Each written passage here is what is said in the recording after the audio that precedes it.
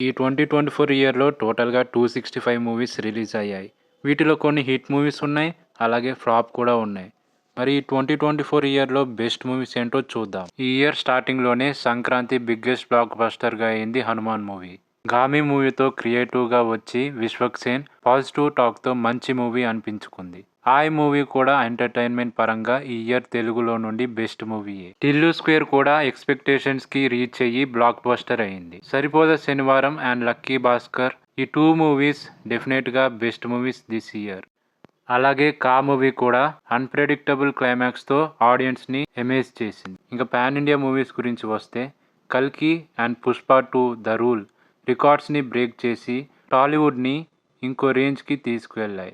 'దేవర' కూడా 500 క్రోర్ మార్క్‌ని టచ్ చేసి హిట్ అయింది. ఈ ఇయర్‌లో టాలీవుడ్ నుండి 2,000 క్రోర్ మూవీస్ రావడం తెలుగు మూవీ లవర్స్‌కి పండగలా ఉంది. 2024 ఇలా ఎండ్ చేస్తూ 2025లో తెలుగు మూవీస్ మంచి సినిమాలతో ఇంకా రికార్డ్స్ అండ్ మైల్ స్టోన్స్‌ని రీచ్ అవ్వాలని కోరుకుంటూ ఈ వీడియో ఎండ్ చేద్దాం. మళ్ళీ వచ్చే వీడియోలో కలుద్దాం. Until then just subscribe and stay tuned.